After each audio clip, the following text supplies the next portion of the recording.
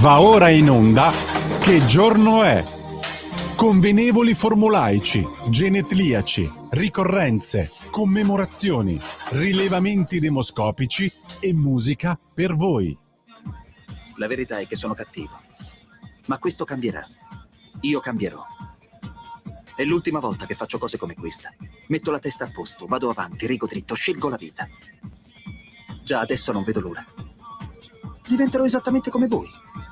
Il lavoro, la famiglia, il maxi televisore del cazzo, la lavatrice, la macchina, il CD e l'apriscatole elettrico. Buona salute, colesterolo basso, polizza vita, mutuo, prima casa, moda casual, valigie, salotto di 3 pezzi, fai da te, telequiz, schifezze nella pancia, figli, a spasso del parco, orario d'ufficio, bravo a golf, l'auto lavata, tanti maglioni, Natale in famiglia, pensione privata, esenzione fiscale, tirando avanti, lontano dai guai, in attesa del giorno in cui morirai.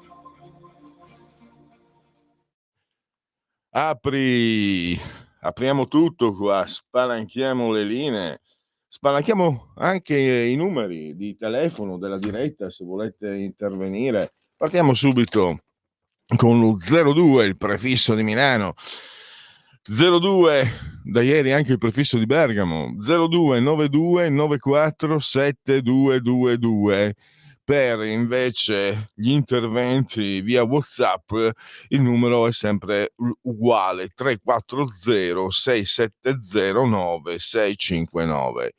Questa è Radio Libertà, questo è Che giorno è, e poi avremo a partire dalle 13:30 oltre la pagina noi qui insieme a Francesco magnificamente sulla il Chapin, a miei colatti il Chapin. Voi non sapete cosa è il Chapin, un giorno o l'altro ve lo spiego. Allora insieme a Francesco meravigliosamente assiso sulla tolla di comando in regia tecnica in simultanea con voi quando sono scoccate le 12:41, entrambi sospesi a 137,9 metri sopra il livello del mare. E poi ancora la temperatura interna secondo l'apposita commissione si è assestata a 24,9 gradi centigradi sopra lo zero, esterna 14,4, 56% l'umidità, la pressione è 1016,4 millibar.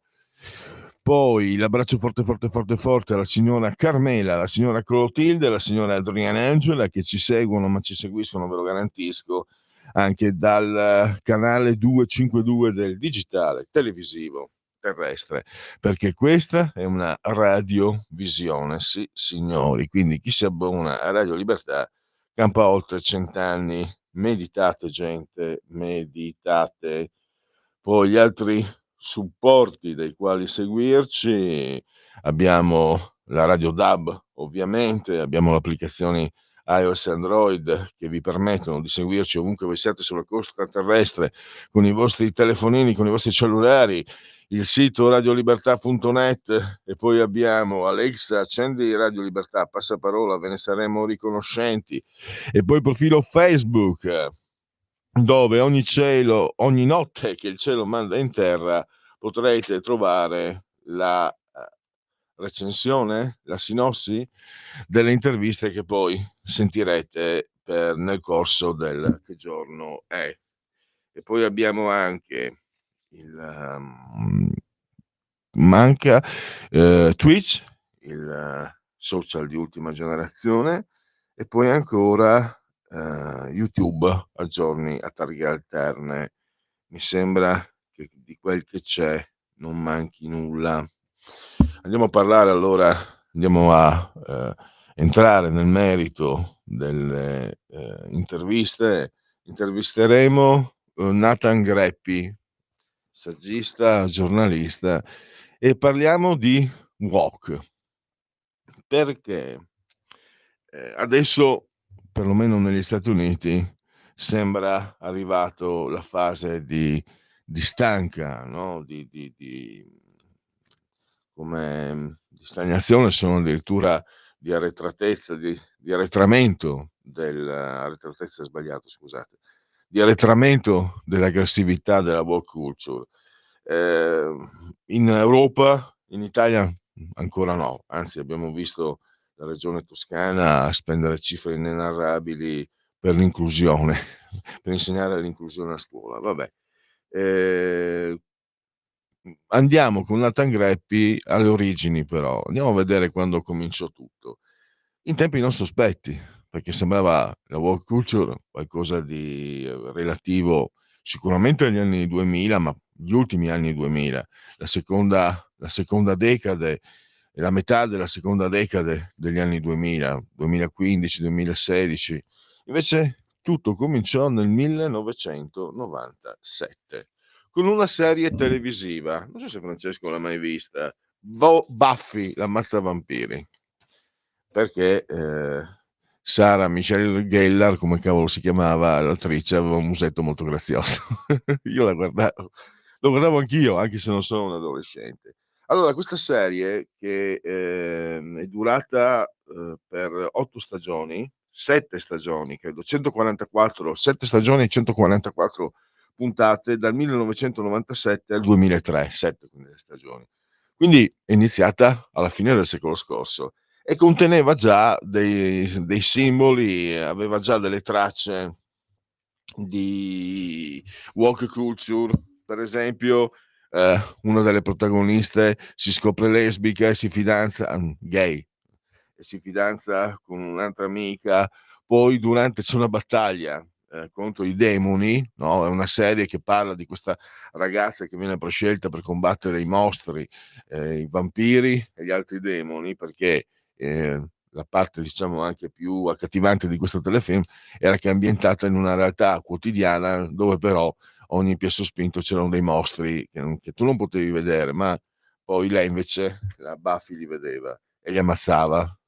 In una di queste lotte Buffy ha usato come arma, pensate un po', due armi, una per mano, una falce e un martello. Guarda caso il regista di questa serie poi è passato alla Walt Disney Marvel ed è diventato il regista degli eroi super politicamente corretti, quelli che ormai fanno cassetta al cinema da alcuni anni a questa parte. È un regista che si è sempre schierato in un episodio non di Buffy, ma di altre serie che ha fatto. In un episodio attaccava duramente Trump, primo mandato di Trump, si è sempre schierato, ha paragonato gli Stati Uniti alla Russia zarista, quindi diciamo anticapitalista, fortemente anticapitalista. Peccato che questo regista, Whedon, non so se la pronuncia è giusta, Joss Whedon, Whedon, è stato accusato da una delle protagoniste della serie di averla maltrattata, di averla insultata quando lei era incinta. Lui ha negato, però tante altre donne, c'era anche Gal Gadot, la bellissima Gal Gadot, tante donne protagoniste di questa serie hanno confermato le accuse dell'attrice che interpretava Cordelia, se non sbaglio, cioè la ragazza ricca del gruppo, no? Sono adolescenti, teenager, liceali praticamente, i protagonisti, quindi 16, 17, 18 anni. Quest'età. Insomma, abbiamo capito che sono partiti da lontano in realtà, quindi questo ci serve a riconoscerli nel caso ritornino.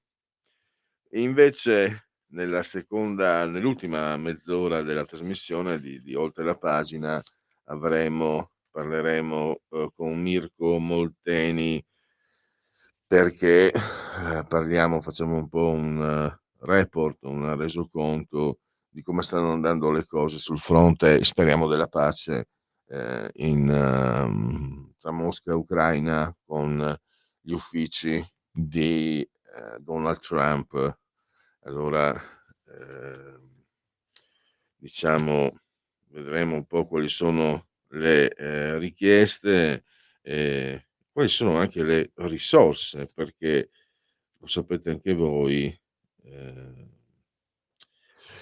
che ci avevano detto fin dall'inizio che la Russia sarebbe durata se no 2 o 3 mesi, che aveva i granai vuoti, non aveva proiettili, non aveva questo, non aveva quello. Putin potrà, a voi piace, ad altri no, non ha importanza, di sicuro non si può pensare sia uno sprovveduto, un ingenuo. Infatti appunto si è appoggiato alla Cina, ma sentiremo da parte di Mirko Molteni il quadro della situazione a partire dalle 14:35. Allora, abbiamo i genetriaci, ricorrenze, commemorazioni del 27° giorno di piovoso, mese del calendario repubblicano. 27°, non 17°. Per tutti è un lunedì 17 di marzo, anno domini 2025. Pensate che oggi in Irlanda è la festa di San Patrizio, quindi immaginiamo birra che scorre a fiumi. Credo che anche la celebrino anche qui a Milano. C'è un Sai dove? Sì, dalla parte del Politecnico, Francesco. Una volta mi è capitato addirittura forse di incrociare e di vedere. Mi sembra, però non posso parlare perché non ho controllato, ma mi sembrava ci fosse la comunità irlandese o comunque anche simpatizzanti, eccetera, che la celebrano in una zona che a me sembra essere dalle parti del Politecnico, però qui sto veramente, anzi, se c'è qualcuno che ha notizie più precise, mi corregga o mi racconti come stanno le cose. Poi abbiamo invece, ci saranno naturalmente una copiosa parte che riguarda i sondaggetti, i rilevamenti demoscopici, mentre per quanto riguarda la musica per voi abbiamo qualità, roba buona, roba di classe, dicevano quelli bravi. Io no, non lo dico. Comunque abbiamo Nat King Cole, mi sembra che vada bene, no? E poi la meravigliosa Alice Regina, Carvalho Costa, Alice Carvalho Costa è il suo nome, Alice Regina poi gliel'hanno dato come soprannome proprio per la sua bravura, cantante brasiliana. E poi ancora abbiamo gli Smashing Pumpkins, quindi siamo area Nirvana e dintorni, grosso modo. Allora, intanto parto dall'ultimo genetriaco perché ho Francesco davanti e io celebro oggi, gli faccio anche gli auguri, Edwin Dzeko, che penso abbia anche tu amato e ammirato come lo abbiamo ammirato noi interisti, grandissimo. Una volta mi è scappato, io ho fatto dei distinguo e mi è arrivato, mi ricordo, un WhatsApp educato ma severo, di ripresa di rimbrotto da parte di un ascoltatore milanese. Ecco, in tutta la mia vita di appassionato di calcio ho detto: Marco Van Basten è lassù irraggiungibile, unico, c'è Maradona ancora di più, ma Marco Van Basten, fa parte dell'Olimpo assoluto. Ho detto: se ho visto qualcuno che un pochino gli tira vicino, gli è andato un po' vicino per l'intelligenza, per le movenze, l'unico che un pochino gli è andato vicino secondo me è stato Edin Dzeko. Ma so che quando dico una cosa del genere i milanisti mi rimbrottano aspramente, asperrimamente. E allora non lo dico, anche se l'ho detto. E allora restiamo nel calcio, perché abbiamo anche, invece, bisogna essere interisti dentro per averlo amato come l'ho amato io. Praticamente l'abbiamo amato io e il figlio di Massimo Moratti. Gli altri, io mi ricordo, sono andato anche allo stadio, era pieno di interisti che lo fischiavano. Sto parlando di Elcino Recoba, Alvaro Recoba, che io, mancino assoluto.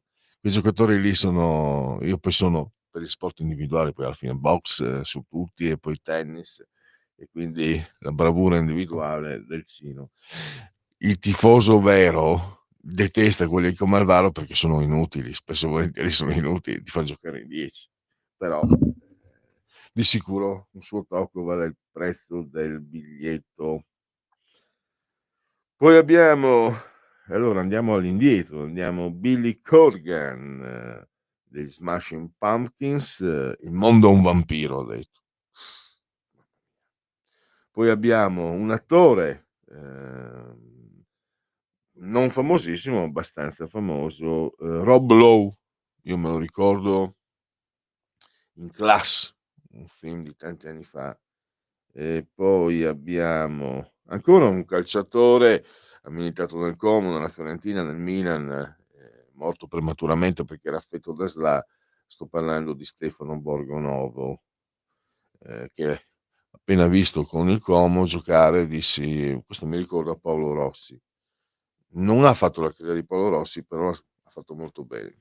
Peccato poi, una fine così tragica e triste, ma, ricordiamolo anche per le sue, prodezze sportive, oltre che per il coraggio, eccetera. Poi abbiamo un attore di origine lucana, ma lui è americano. Sto parlando di Gary Sinise, che era, l'amico di Forrest Gump, l'amico soldato di Forrest Gump che poi perde le gambe e che ebbe proprio per quella parte una nomination all'Oscar. Non lo vinse, ma ebbe una nomination. E poi, aspetta, vediamo se riesco a trovarla perché la metterei quasi quasi io. Vediamo, Kurt Russell. Kurt Russell è Jena Plinsky, ha tanti, ruoli interpretati nella sua carriera, di solito sempre film di avventura. E c'è in Fuga da Los Angeles, una scena fantastica dove lui alla fine proprio spegne il mondo.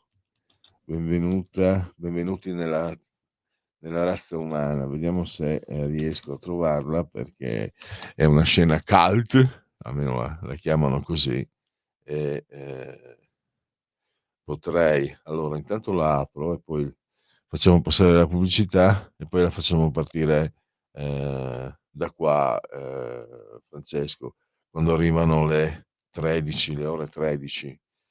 Fatemi fatemi andare avanti sempre con, con i genetriaci. Ecco. Dopo Kurt Russell c'è Benvenuti nel regno della razza umana, sentirete, fantastico. C'è Alfio Caruso.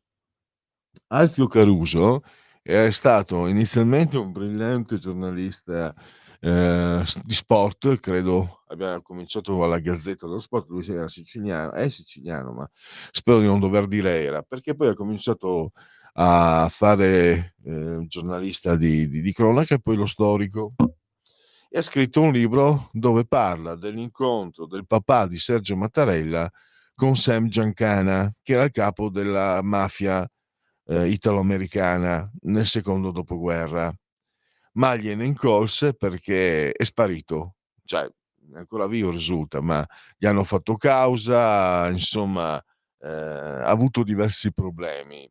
Io lo so perché, cioè, non so in quanti, voi lo sapete, noi lo sappiamo perché, venne intervistato più volte, veniva intervistato da Marco Pinti, che tra l'altro ne approfitto per dirvi domani, avrete un grande ritorno di Peggio per voi, Marco Pinti, perché parleremo dei 70 anni che avrebbe compiuto sabato Bobo Roberto Maroni, e guarda caso Marco Pinti è, presidente dell'associazione Bobo, il Bobo, e quindi, sarà anche un modo per fare il punto della situazione per ricordare, quello che è stato praticamente il numero 2 della Lega, no, ha cominciato Bossi e poi con lui gli si è aggregato, e quindi un nome molto famoso, un nome molto sentito, molto amato, ed è anche un modo per parlare di autonomia, parlare fare un buon punto con Marco Pinti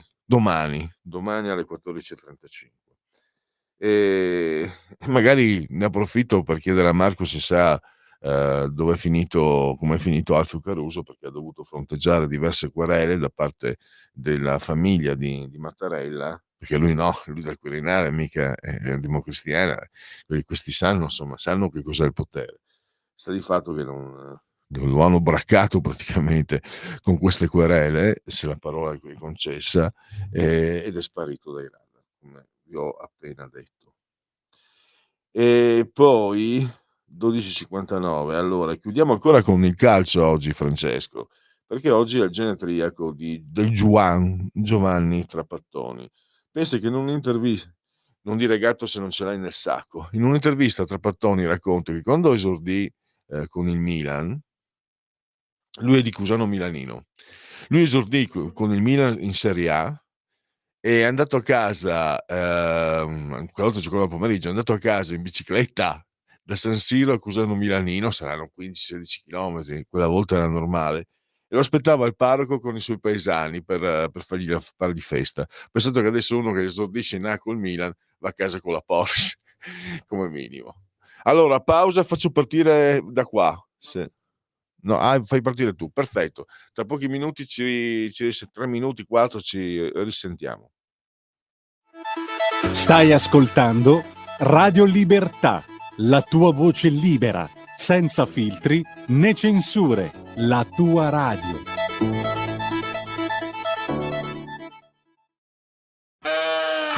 Dal produttore al consumatore, Sicurbet produce impianti d'allarme per case, negozi, uffici e capannoni e oggi ti presenta Dialogos, l'unico antifurto senza fili che ti permette di rimanere in casa d'allarme inserito e a finestre aperte. Sicurbet offre l'impianto d'allarme senza fili a partire da €950 con 2 anni di garanzia integrale. Telefonate subito al numero 348 71 59 492 per conoscere Dialogos e alle prime 5 telefonate il combinatore telefonico è in regalo. Per la tua pubblicità visita il sito radiolibertà.net.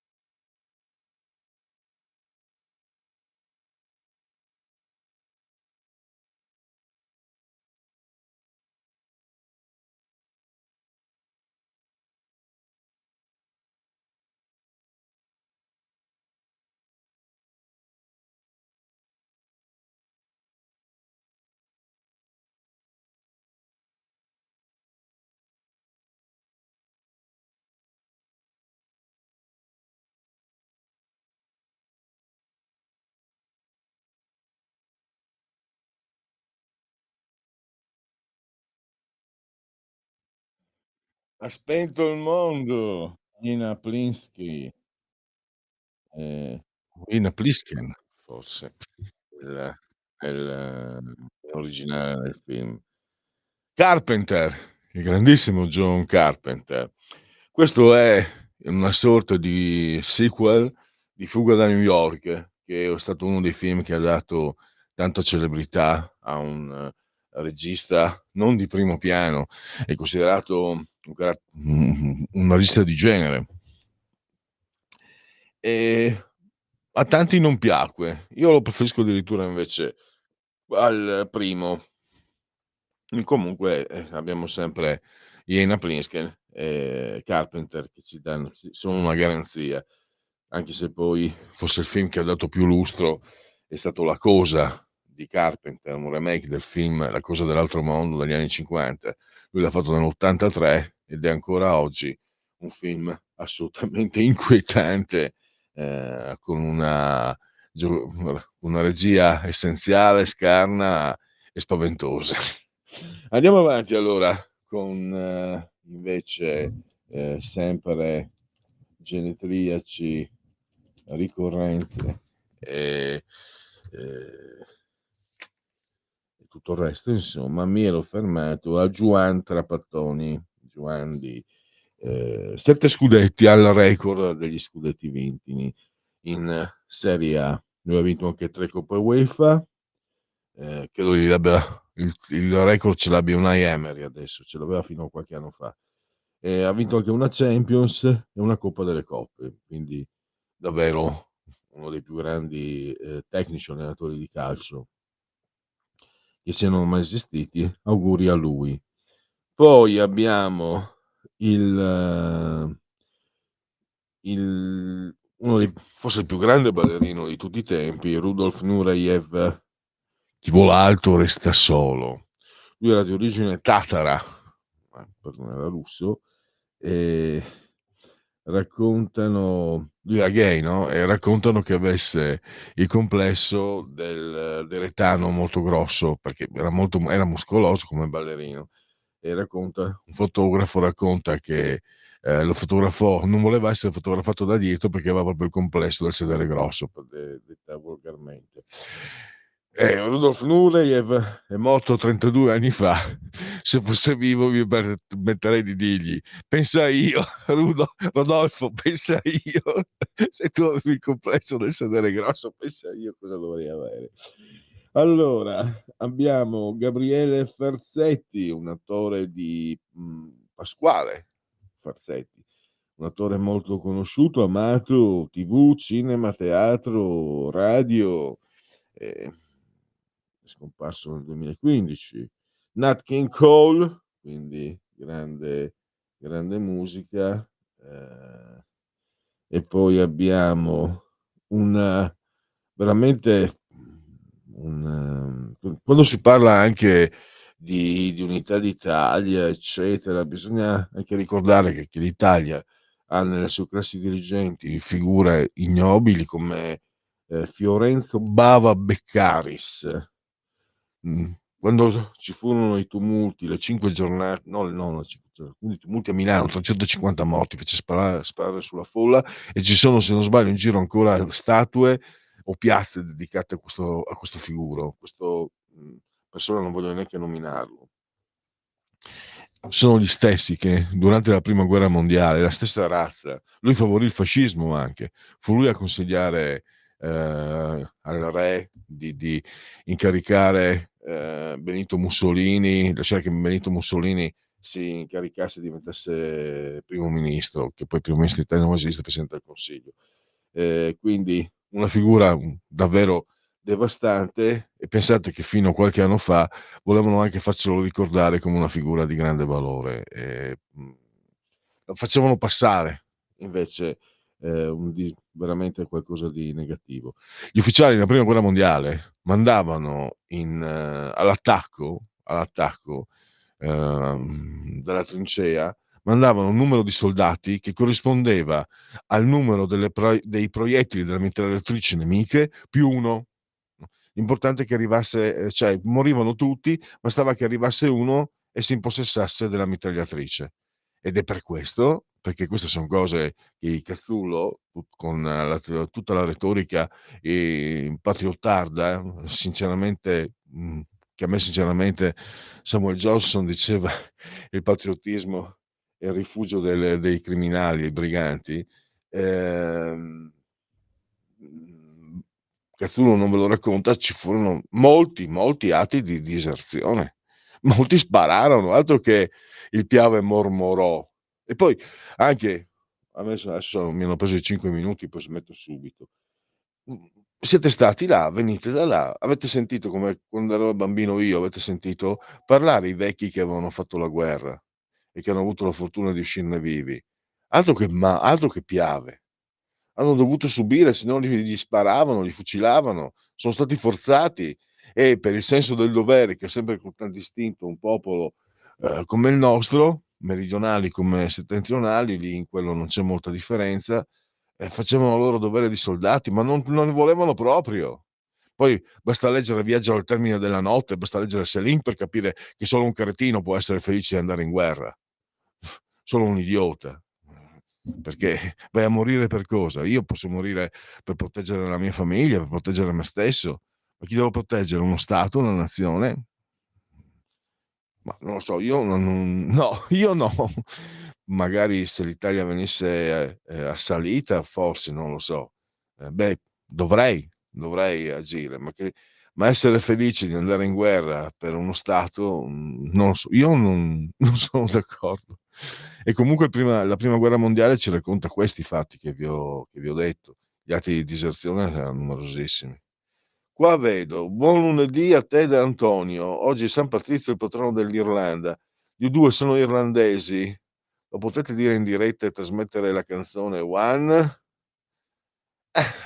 Antonio ha preso il posto di Luca. Allora facciamo così: ehm, mhmm, adesso io ho finito i genetriaci, possiamo passare ai, sondaggetti e accontentiamo, intanto do il benvenuto a Sveva, la magnifica Sveva che si è avvicendata con Francesco sull'altore di comando di regia tecnica. Io direi, se cerchi One degli U2, Ome, spero si pronunci One, e ha mandato Antonio, ehm, c'è la foto di San Patrizio. Però quello in basso Antonio è la foto di Sant'Antonio, però mi sembra, o mi sbaglio io? Non vorrei, non sono molto esperto, non sono molto pratico. Comunque, grazie per il tuo intervento e adesso appena è pronto il brano vediamo, adesso ci sarà sicuramente la pubblicità da superare e appena superata la pubblicità lo facciamo sentire, lo sentiamo insieme naturalmente, anche se gli U2 li avevamo fatti sentire venerdì, mi sembra che c'era il genetriaco di Adam Clayton, il bassista, ma gli U2 non si sbaglia mai. Non sono certo il mio gruppo preferito, ma non si sbaglia mai. Ehm, allora lo facciamo partire, poi dopo il brano ci sono tanti, tanti bei sondaggetti per voi. Pronti?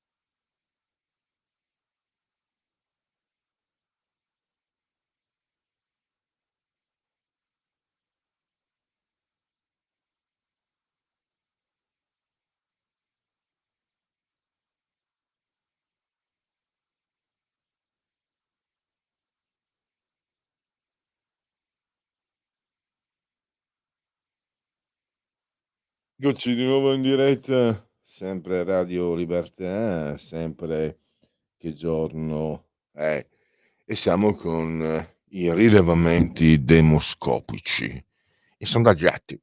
Abbiamo termometro politico come ogni lunedì, e il termometro politico ci dice Fratelli d'Italia al 29,1, il PD al 22,1, 5 Stelle all'11,7, 8,8 Forza Italia, Lega 8,6, poi abbiamo Alleanza Verdi Sinistra 6,2 e poi abbiamo Azione Calenda 3 e Italia Viva Renzi 2,3. Poi abbiamo è d'accordo con l'introduzione del reato di femminicidio? Sostanzialmente sono d'accordo, 60, è d'accordo 2/3 praticamente, 63% è d'accordo. Andava introdotto prima per il 26,3%, è utile, anche se la prevenzione dei femminicidi dovrebbe basarsi sull'educazione, il 37%, no, è ingiusto e inutile, i reati non diminuiscono con l'inasprimento delle pene, 11,5%, no, è incostituzionale, l'omicidio di una donna non è più grave di quello di un uomo. È l'ultimo esempio di una criminalizzazione dell'uomo in atto da tempo, 22,3. Non è, ci ha spiegato la senatrice Erika Stefani la settimana scorsa la ratio, in cui Parlamento ci ha spiegato la ratio di questa legge. Intanto va ricordato che già adesso è previsto l'ergastolo per l'omicidio, quindi non diventa più grave l'uccisione di una donna dal punto di vista giuridico. Vuole essere, negli intenti, poi possiamo essere o meno d'accordo, vuole essere anche un modo per recuperare terreno anche sul fronte, proprio come dicevo prima, legislativo, giuridico e culturale, perché questo è un paese incredibile, ne parlavo con la mia compagna proprio a fine settimana, ma fino al 1996 lo stupro era un reato contro la morale. Cioè, vi rendete conto? Ne parlavamo proprio, dicevo Rosalia, ma non eravamo bambini, avevamo più di 30 anni nel 1996 e c'era ancora quella cosa lì. Era vergognoso. 1996. Certo, la Sveva è molto più giovane, quindi magari lei non capisce, ma cioè, nel senso che non ha il quadro culturale. E io sono costernato nello scoprire, non facevo il giornalista all'epoca ancora, ma rimasi a dir poco costernato. Come? E vuol dire che l'Italia era un paese che ha ancora delle zavorre. E poi nell'81 addirittura c'era il delitto d'onore, 1981, no? Il marito poteva uccidere la moglie, che la moglie fedifraga, era delitto d'onore. Ecco, forse si voleva appunto andare a porre un po' un riparo, una toppa quasi, viene da dire, a questo ritardo che l'Italia ha e aveva e si spera non abbia sempre di meno. La Cassazione ha dato ragione ai profughi della Diciotti che chiedevano un risarcimento per il blocco subito nel 2018. Cosa ne pensa? Sì, è giusto per il 34%. Poi invece se il blocco era illegale il risarcimento è giusto, ma non di 40.000 euro a testa. In ogni caso si deve fare in modo che queste navi non partano dal Nord Africa. 12,7. Non sono d'accordo, giusto o sbagliate che fossero, si era trattato di scelte politiche legittime, in ogni caso 40.000 euro di risarcimento sono veramente troppi, e consuetuo attacco di una magistratura molto ideologica, la pensa il 42,7%, schierata questa magistratura per l'immigrazione selvaggia.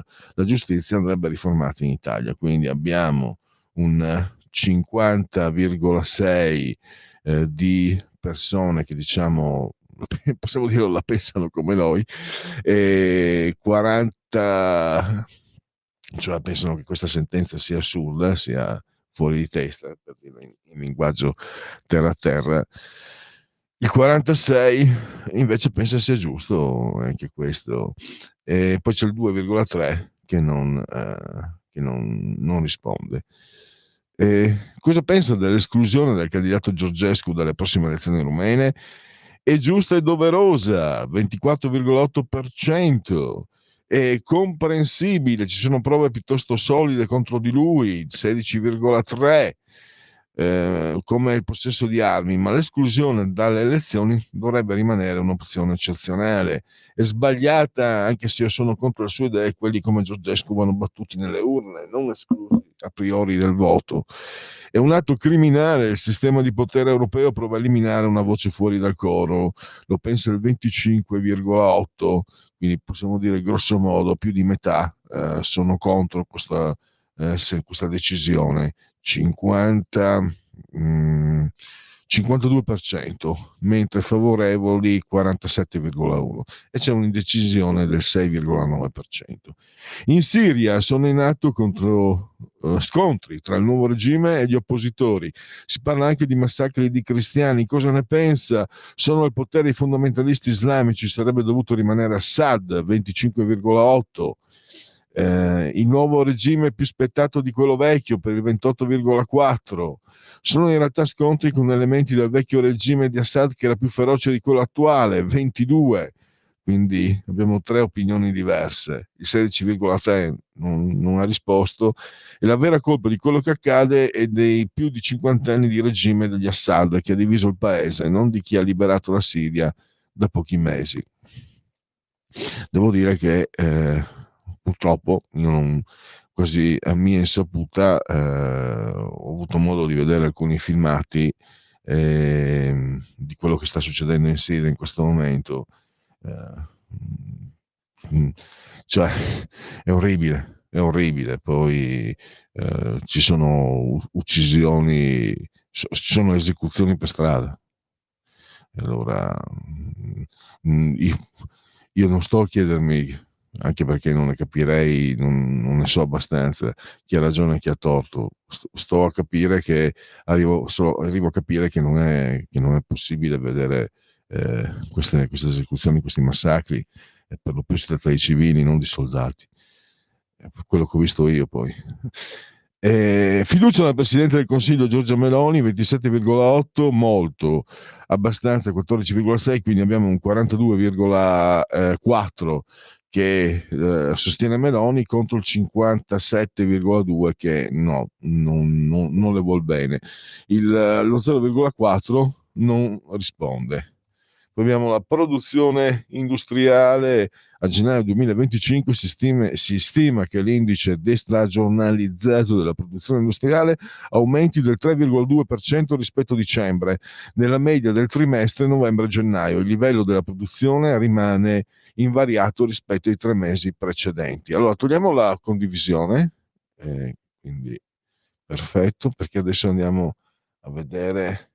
No, aspetta, c'è ancora un altro. Allora, nota sull'andamento dell'economia italiana. A fine 2024 gli scambi internazionali di merci sono risaliti, ma le attese per il commercio globale restano negative, ulteriormente aggravate dalle tensioni commerciali e geopolitiche.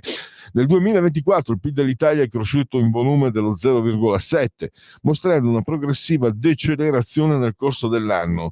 L'indice della produzione industriale destagionalizzato ha segnato a gennaio un forte rimbalzo con un aumento congiunturale del 3,2%, che ha più che compensato il marcato calo di dicembre, meno 2,7%.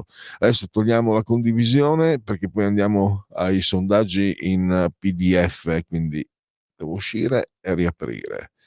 Questo è, scusate, eccoci, è un EMG, acquirente RAI.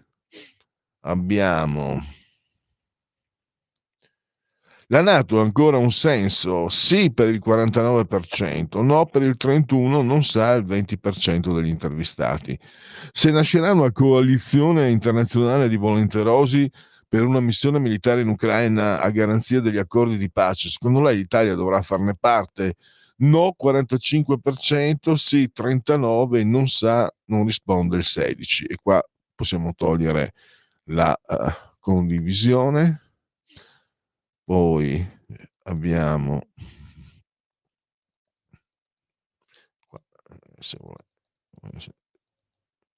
ecco, bravo Pellegrini, dai che ce la puoi fare. Quorum, il Papa e gli italiani, Trump e il femminismo. committente quorum, realizzato da quorum, acquirente quorum, quindi un, un sondaggio autoprodotto, credo si dica. Comunque,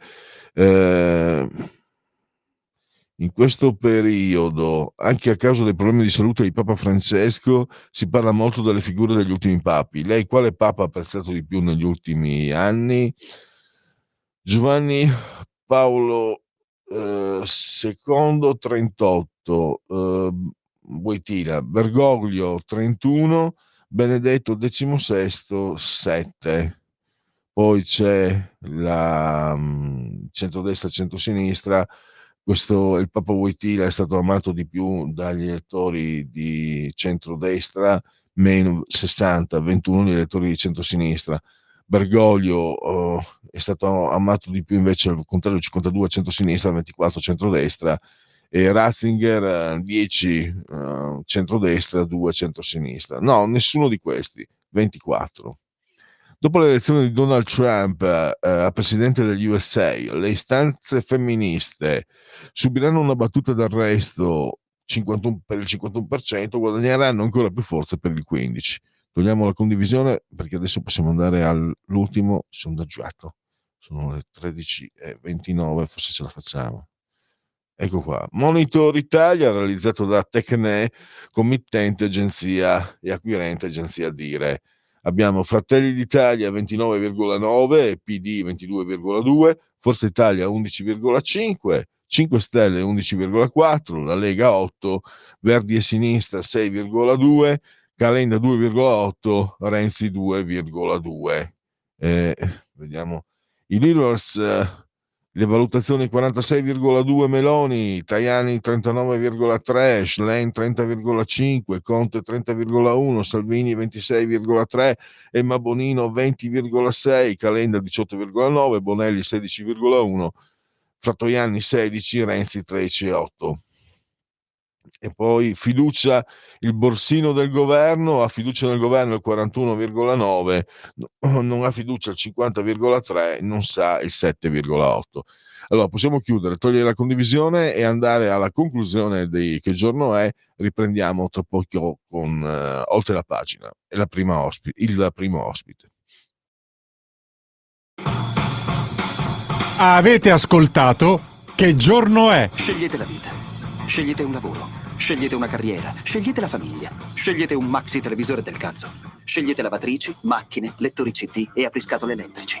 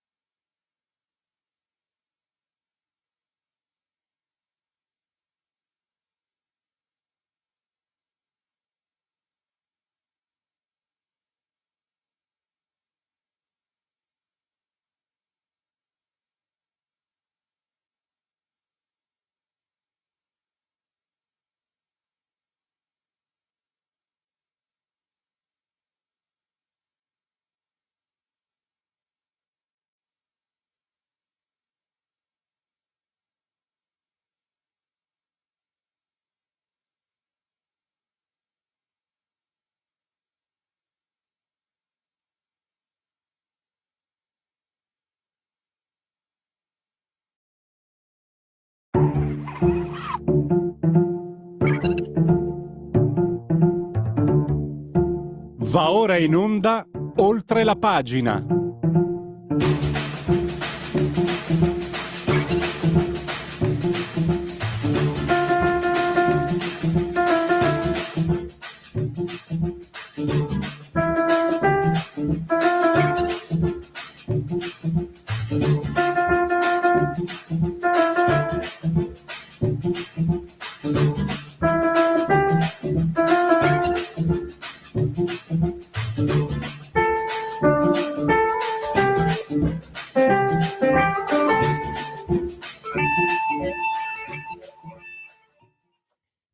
Abbiamo allora, iniziamo, vediamo anche un po', scusate, volevo dare una...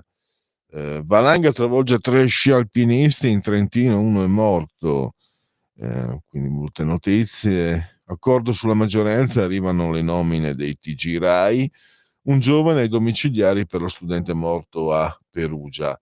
Trump, domani sento Putin, forse avremo qualcosa da annunciare, il Cremlino conferma.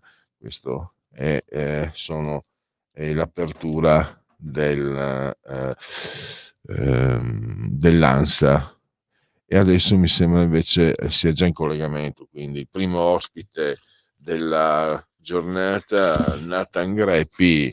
Andiamo a parlare di una serie, ve l'ho detto, confesso che ho guardato anch'io, anche se io non sono più un adolescente e non lo ero nemmeno nel 1997 quando è iniziata questa lunga serie, 7 stagioni, 144 episodi, dal 1997 al 2003 negli Stati Uniti e poi dal 2000 al 2005 in Italia. La serie si chiama Buffy the Vampire Slayer, Buffy la mazza vampiri. Sarah Michael Gellar, adesso so che era un musetto molto grazioso, se si può dire musetto è un po' brutto, ma è una interprete molto graziosa e accattivante, e la vicenda, ve l'ho detto, narra la storia molto realistica di un gruppo di adolescenti liceali, e poi mi sembra, io non ho seguito tutte e 7 le stagioni, mi sembra vadano al college eccetera, solo che vivono in una realtà mista, perché è popolata di vampiri, mostri, demoni eccetera, e la protagonista è stata prescelta per combatterli. E fin qui cosa ce ne importa, mi direte voi ascoltatori che siete sempre molto attenti alla politica e ai fenomeni sociali. Ebbene, il nostro Nathan ha scoperto che questa serie aveva già, pensate, 28 anni fa, cominciava già a promanare assolutamente elementi della woke culture, del politicamente corretto. Nathan neanche sta sul pezzo, perché è stato annunciato che ritornerà questa serie, se ritornerà avrà un sequel, e quindi tornerà, e vedremo se sarà sempre lo stesso regista, che ha avuto anche dei problemi, ma ci racconta tutto Nathan Greppi, che abbiamo in collegamento, che saluto e ringrazio. Bentornato ai nostri microfoni, Nathan. Ciao Pierluigi, grazie dell'invito. Allora, da dove posso cominciare? Ma io Buffy, direi l'ammazza- quali sono, Nathan? Partiamo dagli elementi che nel 97 magari vi sono passati. Io non credo di essere, anche se sono vecchiotto, non penso di essere lui. Sicuramente in tanti l'hanno vista, tanti giovani tuoi coetanei, eccetera. Però penso che gente della mia età, e all'epoca devo dirti che questi segnali, adesso a pensarci, leggendo il tuo articolo su Atlantico Quotidiano, si scopre che si vede. Quella volta erano quasi subliminali questi segnali, e ci sono arrivati senza che noi ce ne accorgessimo. Beh, sì, oggi, se venisse rifatto oggi, i messaggi sarebbero molto meno subliminali, e comunque già nelle ultime stagioni già si erano fatti un po' più espliciti, soprattutto quelli sulle tematiche femministe. Come hai detto tu stesso, Buffy la mazza vampiri, che anch'io ho guardato da ragazzino, era una serie che è una serie molto bella, cioè lo dico seriamente, senza ironia o sarcasmo, che proprio per questo mi ha colpito, poi andandomela a ristudiare decenni dopo, che aveva anticipato molte tematiche che sono stati un po' dei precursori del woke di oggi. Per fare un esempio, nell'ottavo episodio della quarta stagione, Willow, che è la migliore amica della protagonista, aveva detto che non voleva festeggiare la festa del ringraziamento perché si sentiva in colpa per i nativi americani e ha anticipato il fenomeno che è successo 20 anni dopo, in anni recenti, che in molte località americane hanno deciso di non festeggiare più il Columbus Day, che è il giorno che ricorda l'arrivo di Cristoforo Colombo nel continente americano, per sostituirlo con una festa in onore dei popoli indigeni. Questa cancellazione del Columbus Day e la rimozione delle statue di Cristoforo Colombo è stata anche vista come un insulto dalla comunità italo-americana, perché gli italo-americani, che nei primi tempi in cui arrivavano in America erano considerati un po' di serie B rispetto all'alta società WASP dei bianchi anglosassoni protestanti, e quindi la comunità italo-americana aveva fatto di Cristoforo Colombo uno dei propri simboli di riferimento, e quindi questa censura di Colombo, che è avvenuta con il fenomeno della cancel culture, è stata vissuta da molti italo-americani come un insulto. Tornando a Willow e a Buffy, in questo episodio della quarta stagione a un certo punto veniva risvegliato lo spirito di un antico guerriero degli indiani Chumash, che erano indiani della California che erano stati sterminati dai bianchi, e questo inizia ad ammazzare i bianchi a Sunny, della cittadina fittizia dove è ambientata la serie, per vendicare i torti subiti dal suo popolo. In un primo momento Willa sembra voler giustificare questo guerriero fantasma, nonostante egli uccida essenzialmente degli innocenti, gente che non aveva nessuna colpa per cose successe secoli prima che loro nascessero. Poi altre tematiche, Joss Whedon, che è l'autore della serie, lui è noto per le sue esternazioni contro il capitalismo, nonostante lui stesso abbia lavorato poi tempo dopo nei film del Marvel Cinematic Universe, che sono il capitalismo per eccellenza, ma comunque è uno che nel 2012, ospite al San Diego Comic Con, aveva paragonato il sistema economico americano a quello della Russia zarista, e lui in Buffy, nel primo episodio della terza stagione, fa combattere Buffy contro dei demoni che rapiscono dei giovani uomini per costringerli a lavorare in una fabbrica, e quando Buffy combatte per liberare questi ragazzi ridotti in schiavitù, usa come armi una falce e un martello, che è un evidente richiamo al simbolo del comunismo, che poi compare per 1 o 2 stagioni alla fine della sigla di ogni puntata. Questa versione per il libero mercato da parte di Whedon si vede anche in come ritrae il personaggio di Anya, che è un ex demone ridivenuta poi umana, fidanzatasi con uno degli amici di Buffy, Xander, che nonostante Anya sia buona, lei è una brava persona dalla parte dei buoni, però soprattutto nella quinta e sesta stagione, in queste 2 stagioni soprattutto, appare come una donna interessata soprattutto al profitto economico, al patriottismo americano, e appare un po' come una rappresentazione stereotipata e caricaturale del repubblicano americano medio. Ma soprattutto l'elemento più importante nella serie sono i forti messaggi femministi, perché nonostante sia una donna di bassa statura, Buffy è una donna forte, che spesso costringe gli uomini che la giudicano dalle apparenze a cambiare idea sul suo conto. Se la giudicano debole, lei si mette a sollevare robe pesanti, se fanno i pirla con lei, per poco non gli storce il braccio, però comunque nonostante questa sua forza sia fisica che spirituale, comunque conserva una sua femminilità, ad esempio piangendo spesso quando soffre per problemi familiari o per delusioni amorose. Però nonostante tutto questo, la serie fosse molto femminista, contro gli stupri, con molti messaggi, in particolare nella sesta stagione, contro gli uomini misogini che oggettivizzano le donne, come fa il cattivo Warren nella sesta stagione. Nonostante questi messaggi femministi, comunque in anni recenti Whedon è stata al centro di diverse polemiche, in particolare l'attrice Charisma Carpenter, che interpretava Cordelia nelle prime 3 stagioni di Buffy e in seguito è passata a recitare nello spin-off della serie Angel. Nel 2021 la Carpenter ha accusato pubblicamente il suo ex datore di lavoro di aver creato un ambiente di lavoro tossico sul set e di averla abusata verbalmente, in particolare quando lui si è preso gioco del suo aspetto quando lei è rimasta incinta. Nonostante un anno dopo Whedon abbia risposto alle accuse della Carpenter in un'intervista al New York Magazine, in cui ha negato che le cose siano andate come ha detto lei, nel frattempo però diversi altri ex membri dei cast sia di Buffy che dello spin-off Angel si sono schierati dalla parte della Carpenter, confermando la sua versione dei fatti.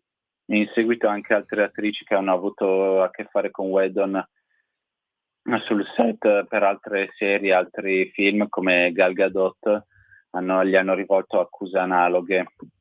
Tra l'altro Whedon aveva veicolato le sue posizioni politiche anche in altre serie, in Angel, nello spin-off di Buffy, anche ci sono spesso messaggi contro gli uomini che maltrattano le donne, che per carità non c'è niente di male, anzi è più che giusto, però il modo in cui lo fa a volte è un po' caricaturale, cioè come se tutti i maschi fossero potenzialmente violenti. Soprattutto, Nathan, ti interrompo.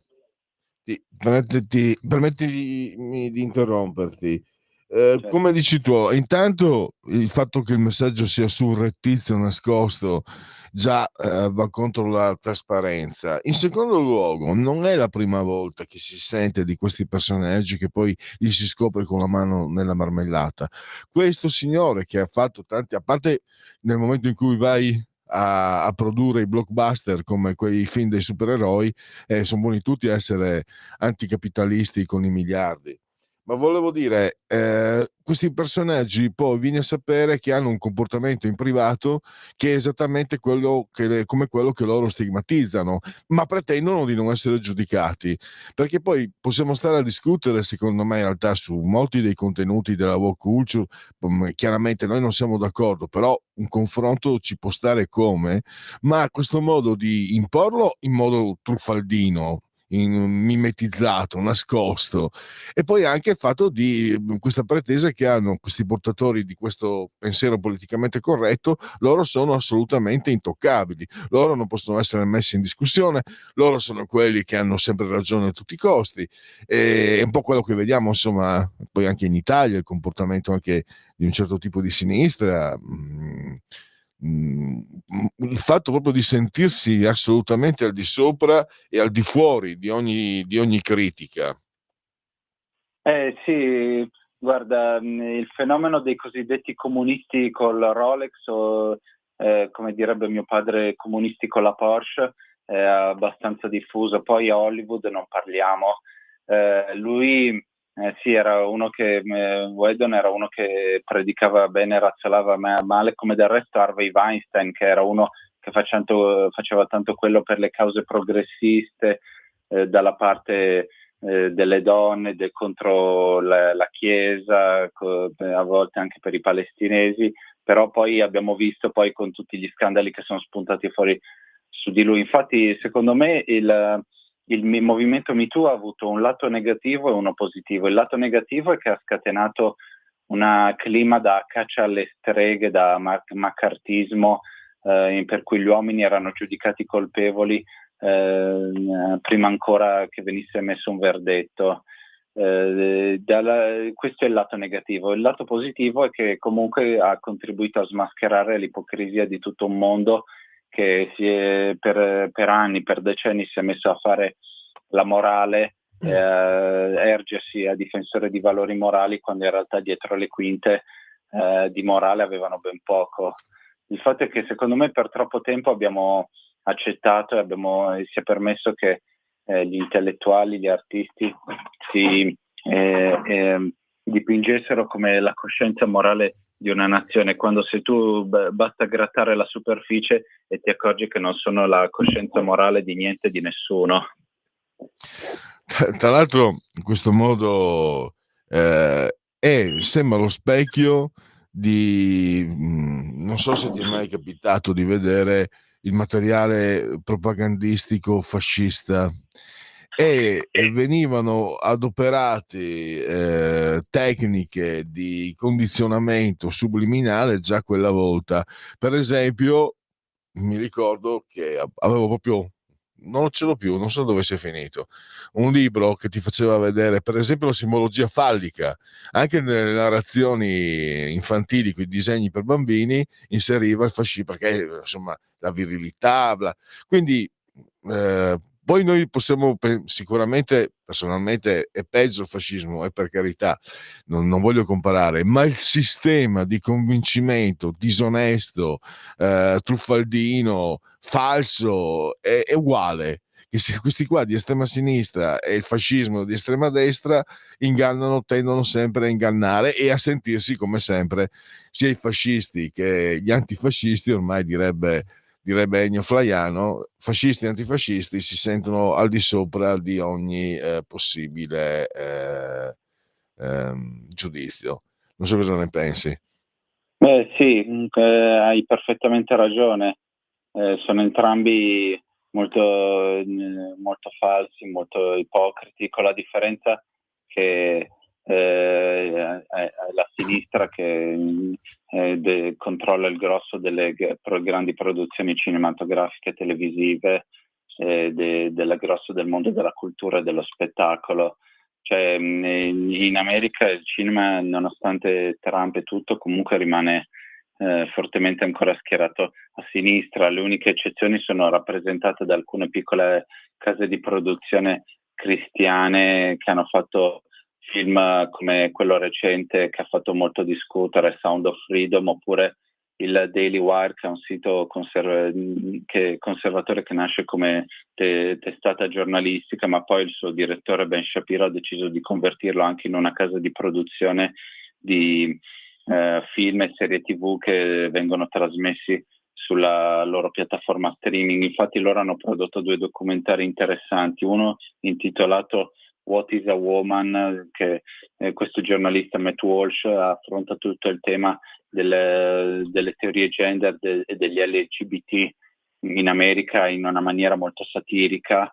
E poi ha fatto lo stesso Matt Walsh, ha fatto un altro documentario, Am I Racist, proprio su tutte le nuove mode woke e sul pensiero woke e politicamente corretto, sul razzismo, sull'identità delle minoranze, che tra l'altro è stato un documentario che, nonostante fosse in controtendenza rispetto al cinema hollywoodiano di sinistra, o forse proprio perché era in controtendenza rispetto a tutto quello, è stato il documentario, uno dei documentari con i maggiori incassi in America negli ultimi anni.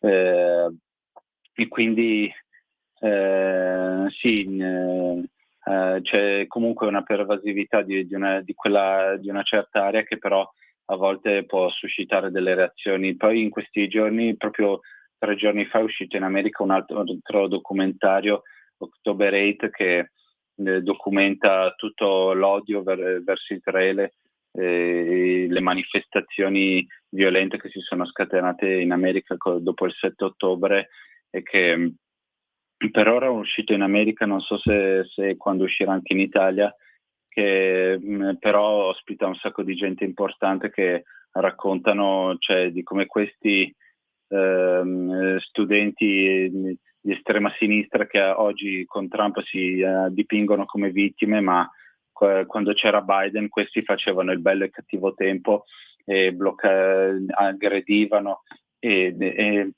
discriminavano nelle università chiunque non si uniformasse ai loro dogmi ideologici. Ma difatti hai detto bene del fatto che era questo sistema faccia parte del sistema predominante, perché adesso un'altra cosa aggiungo: nei primi anni 2000 c'era MTV che trasmetteva anche telefilm dove i protagonisti erano dei ragazzi, degli adolescenti gay. Naturalmente i Sepolcri Imbiancati si scandalizzavano, però voglio dire, erano film con tematiche esplicite, non film pornografici, telefilm per adolescenti con tematiche di un certo tipo, che però circolavano in circuiti un po' più, diciamo, di nicchia, no? MTV non era un grande canale. Buffy, con tutti questi elementi, già c'è anche la Mika, no? Che diventa lesbica, quindi i temi LGBT, in Italia viene proiettato sui canali Mediaset, su Italia 1 se non ricordo male, anche con tante repliche. Quindi significa che è stato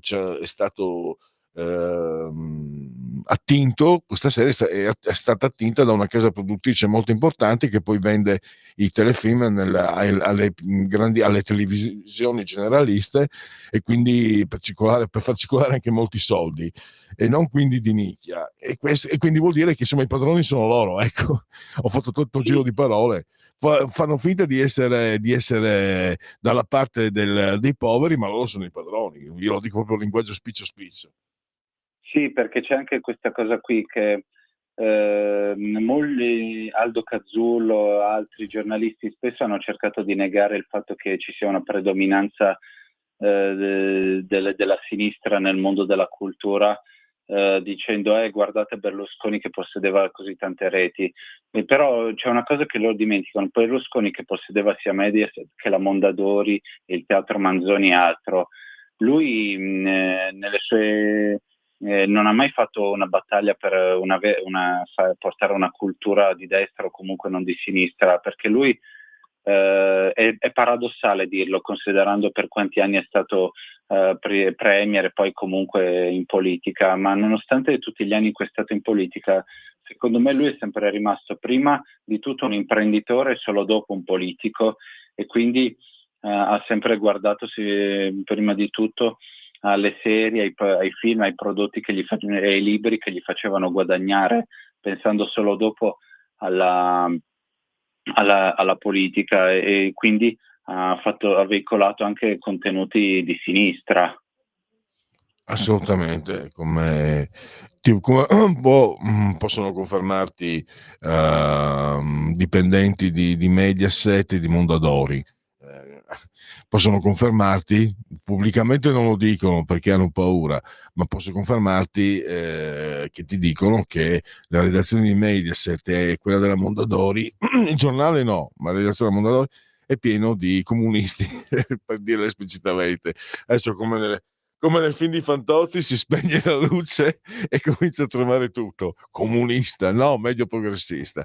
Comunque è esattamente quello che dicevi tu, corrisponde proprio, non è solo vero, è anche reale, era proprio realtà fattuale, quella della prassi di tutti i giorni.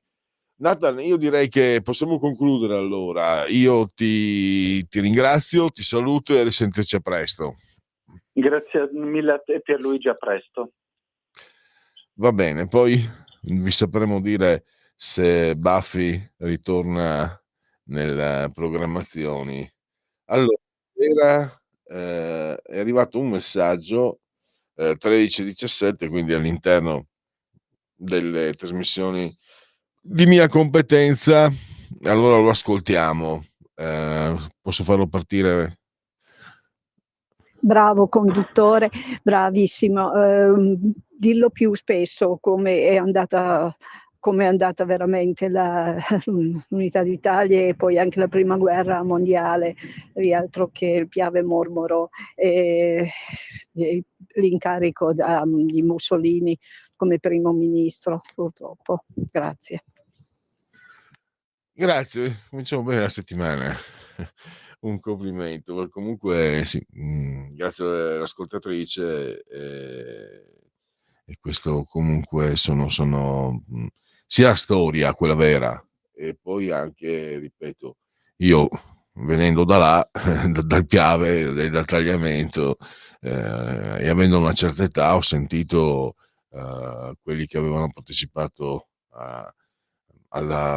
i reduci della prima guerra mondiale, che magari anziani quando ero bambino, e si sentivano i loro racconti o i racconti che venivano riportati dai loro figli, dei loro nipoti.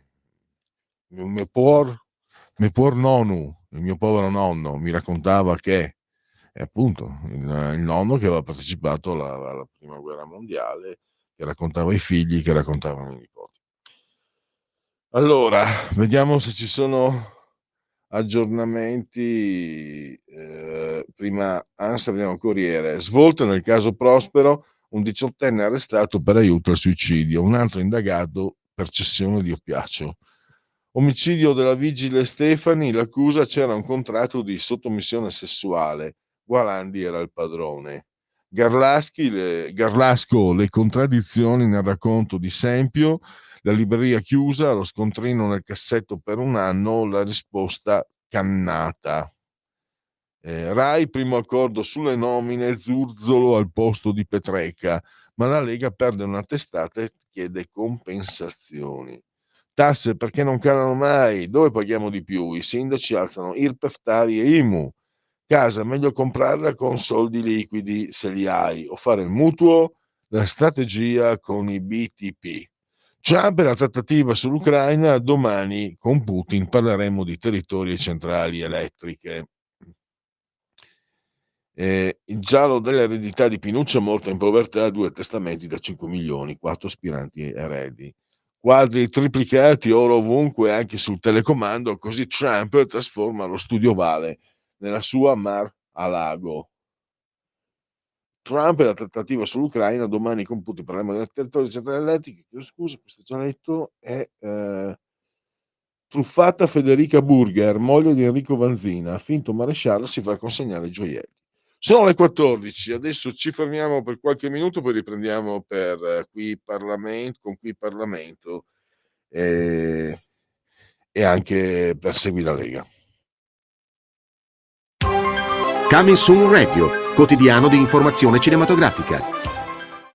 Il premio Oscar Robert De Niro Hai preso una strada molto pericolosa. interpreta il duplice ruolo di Frank Costello e Vito Genovese. Ma perché non l'abbiamo mai prese prima? Diretto da Barry Levinson. Che è successo? Dai creatori di Quei bravi ragazzi, Bugsy e The Irishman. Ho chiuso. Di Alton Heights, i due volti del crimine, dal 20 marzo al cinema. Nicola, hanno rapito un altro giornalista a Baghdad. Se c'è la possibilità di trattiamo. Tratto da una storia vera. Mi chiamo Nicola Calipari, dirigo l'ufficio ricerca del Sismi. Più tentativi si fanno e più la confusione aumenta. E chi è che valuta questa confusione? Tu? Sì! Un'intensa performance. La riporti a casa, vero? La riporti. Il Nibbio, dal 6 marzo al cinema. La critica è unanime. A Real Pain è uno dei migliori film dell'anno. Io e Dave siamo cugini. Nostra nonna era di qui, così Dave ha pensato a questo tour polacco geriatrico con voi, brave persone. Candidato a 2 premi Oscar. Gli voglio bene e lo odio e vorrei essere lui. A Real Pain, dal 27 febbraio solo al cinema. A marzo. E lo sbirro diventa gangster. Il film più adrenalinico dell'anno. Tu non sei un killer, io sì. Arriva solo al cinema. Andiamo! Sei pronto? Ci puoi scommettere. Gerard Butler, nella tana dei lupi 2, Pantera. Nessuno può fregarmi. Dal 6 marzo al cinema. A febbraio Va tutto bene, signora Darcy? Oh mio Dio, sotto quest'albero crescono uomini. Bridget Jones ritorna Piccolo Darcy, che si dice? per un ultimo capitolo. Bridget Jones, è ora di vivere. Ti ho messa su Tinder. Bridget Jones, un amore di ragazzo, dal 27 febbraio al cinema.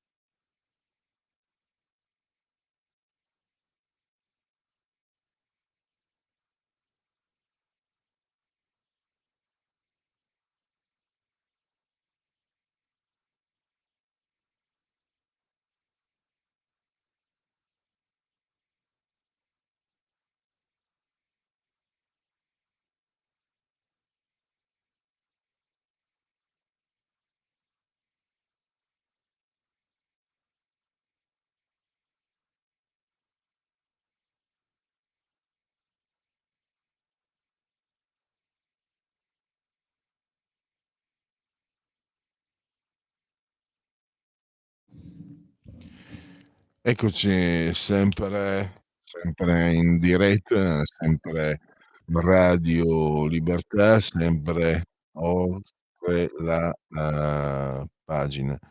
Allora, qua c'è l'amico Manzoni, Mar-a-Lago, non Mar-a-Lago.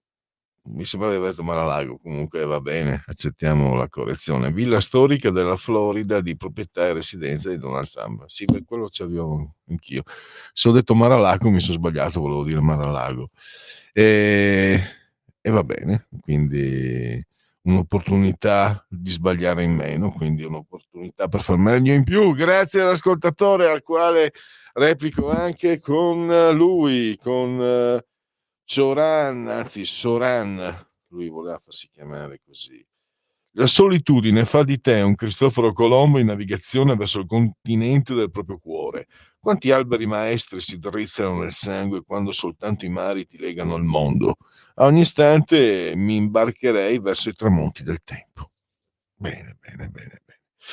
Bene, bene, perché adesso grazie a Sveva abbiamo il contributo da Montecitorio, l'onorevole Tilde Minasi, se non sbaglio, non so se è da Montecitorio o Palazzo Madama, Senato Palermo. Adesso ho una... Allora, da Palazzo Madama la senatrice Tilde Minasi, ho avuto un blackout mentale, non cambia nulla perché parte qui Parlamento e noi ci risentiamo tra alcuni minuti. Qui Parlamento.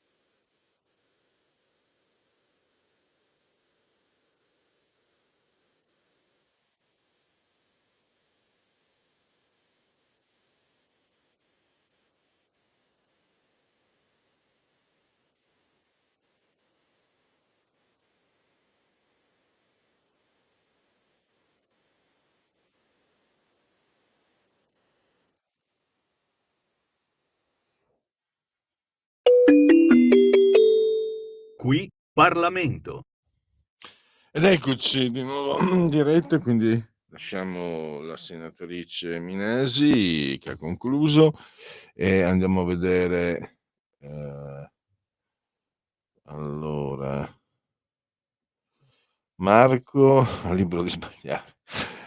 No, dai, comunque un saluto anche a Marco dalla Versiglia, i versigliesi. E poi abbiamo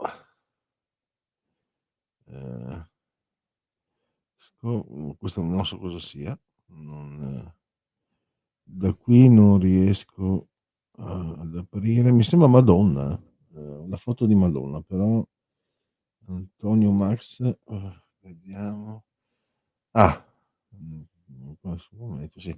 C'è la foto di Madonna, ma non mi sfugge il nesso, chiedo scusa all'ascoltatore. Poi c'è invece Luca da Brescia che ci chiede la canzone Galway Girl nella versione cantata dai The High Kings e c'è il link di Spotify che adesso Sveva memorizzerà e poi o prima o dopo le 15 vedremo di far sentire qualche minuto di questo brano, perché noi di Luca ci fidiamo a occhi chiusi. Abbiamo adesso, a proposito di interventi musicali, abbiamo anche il prossimo intervento sarà la prossima proposta, la musica per voi, che fa parte anche non solo di Che giorno è, ma anche del oltre la pagina, poi il Segui la Lega e poi alle 13.35 con Mirko Molteni per parlare della condizione sul fronte russo-ucraino. Dunque non ci sono aggiornamenti, quindi direi che possiamo andare con il brano musicale e poi riprendiamo con Segui la Lega.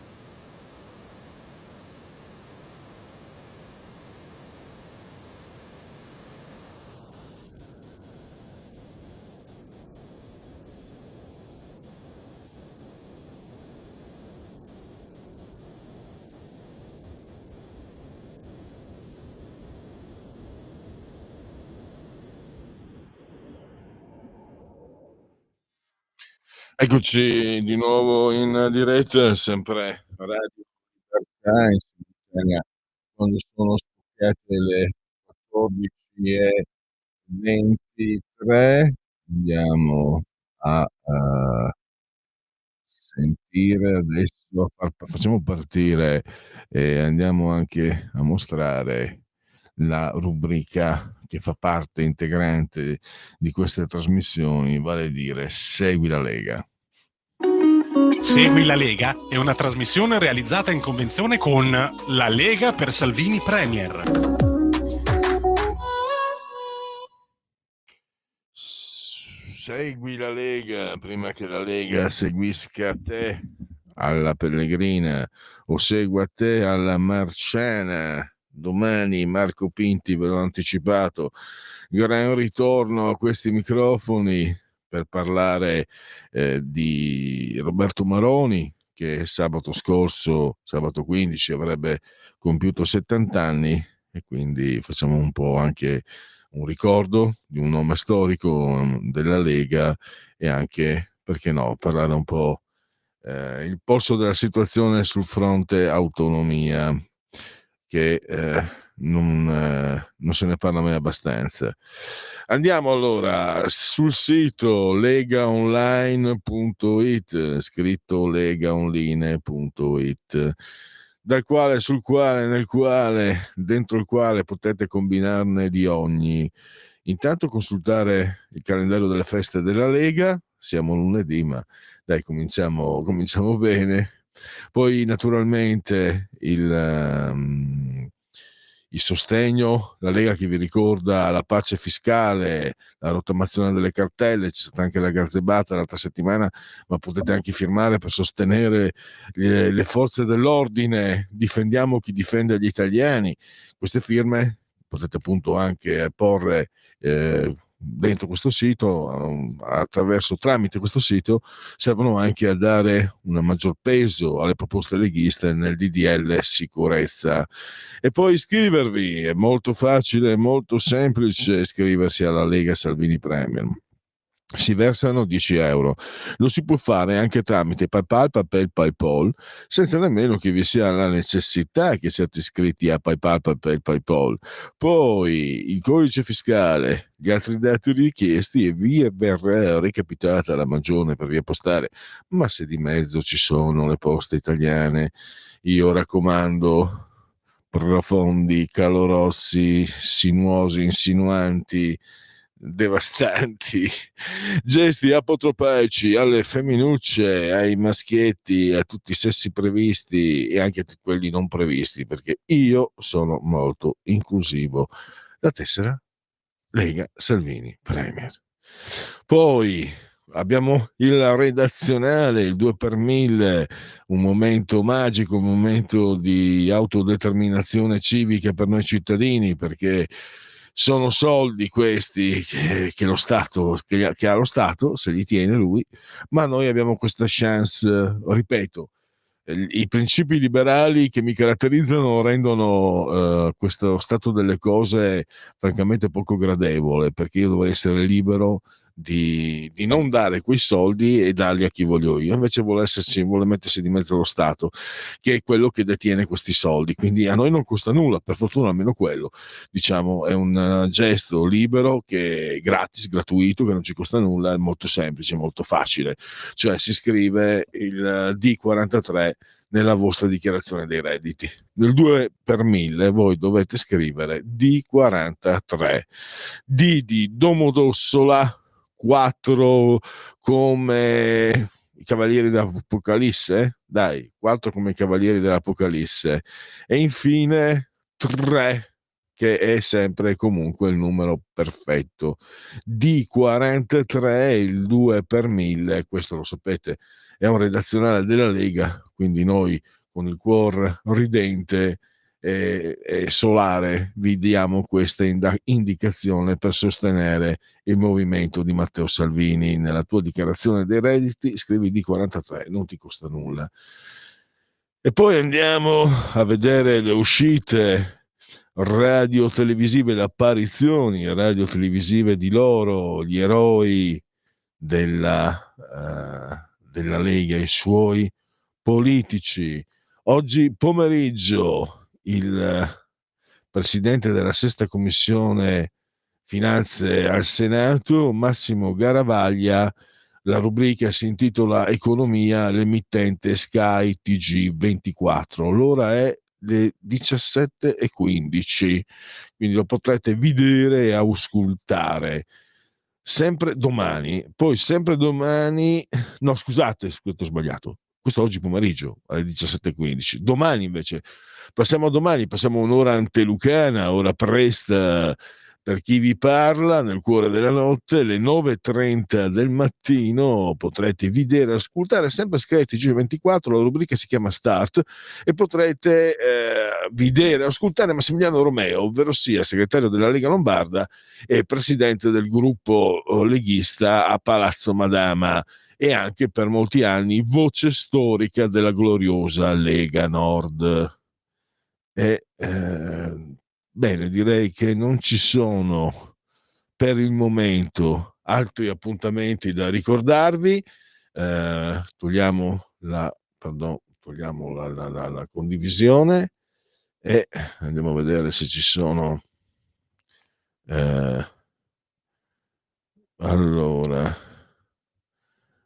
dunque, Marco dal Settimo Torinese, fate anche ascoltare il Via Pensiero magari in questa versione. Da qui non riesco a aprire, vediamo, lo lascio in eredità a coloro coloro che seguono, perché prima magari io, da quando riesco comunque a farlo partire, non so se Sveva può riuscire a far partire il brano dal link indicato a questo ascoltatore su YouTube. Allora facciamo così, se Sveva ci riesce facciamo sentire. Sì, dai, facciamo sentire, andiamo prossimo ospite, proseguiamo questo oltre la pagina io avrei preferito i Smashing Pumpkins, ma è musica per voi, e quindi è un po' anche come era la rubrica storica di Radio Capodistria, era anche un po', si andava anche un po' a musica richiesta, insomma, musica per voi. Prego.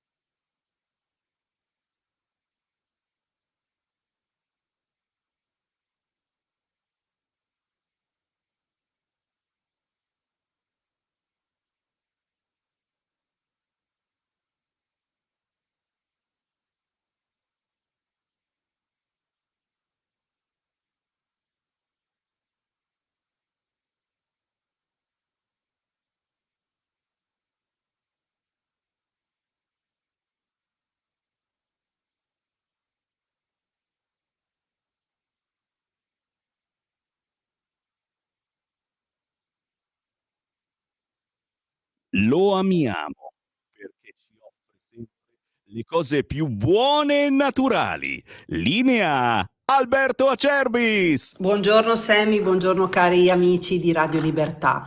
Oggi voglio parlarvi del nostro sciroppo alla bava di lumaca Bronco Free. A che cosa serve Bronco Free?